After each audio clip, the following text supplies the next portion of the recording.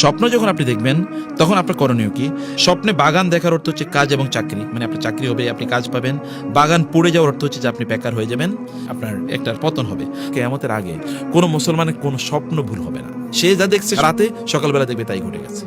রাসূলুল্লাহ সাল্লাল্লাহু আলাইহি ওয়াসাল্লাম তিনি তার স্বপ্ন দিয়ে, আয়েশা রাদিয়াল্লাহু তাআলা বলেছেন, আউয়ালু মা বুদিয়া বিহি রাসূলুল্লাহি সাল্লাল্লাহু আলাইহি ওয়াসাল্লাম মিনাল ওয়াহয়ি আর রুইয়া সালিহা ফিন নাওম। রাসূলুল্লাহ সাল্লাল্লাহু আলাইহি ওয়াসাল্লামের কাছে ওহী আসা শুরু হলো স্বপ্নে, মানে স্বপ্ন দেখার মাধ্যমে। রাসূলুল্লাহ সাল্লাল্লাহু আলাইহি ওয়াসাল্লাম নবুয়তের প্রথম 6 মাস কেবল স্বপ্ন দেখতেন, স্বপ্নের মাধ্যমে তিনি নির্দেশ পেতেন 6 মাস। নবুয়ত কত বছরের? 23 বছরের।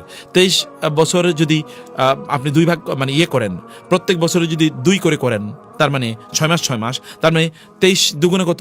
46। এই 46 এর কারণে বলা হয় নবুয়ত, মানে স্বপ্ন, সুন্দর স্বপ্ন হচ্ছে সত্য স্বপ্ন নবুয়তের 46 ভাগের 1 ভাগ। কারণ ওই কারণে, কারণ প্রথম 6 মাস তিনি কেবল স্বপ্নে দেখেছেন।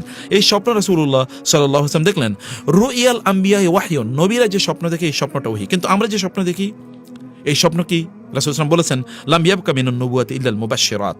রাসূল বললেন, আর নবুয়ত, আমি তো শেষ নবী, আর কোনো নবুয়ত আসবে না, কোনো নবী আসবে না, কিন্তু মানুষের কাছে মুবাশশিরাত আসবে, সুসংবাদ আসবে। সাহাবায়ে কেরাম বললেন, ওমাল মুবাশশিরাতু ইয়া রাসূলুল্লাহ, মুবাশশিরাত মানে কি? তিনি বললেন, আর রুইয়া সালিহা, উত্তম স্বপ্ন, ভালো স্বপ্ন, এটা নবুয়তের একটা অংশ।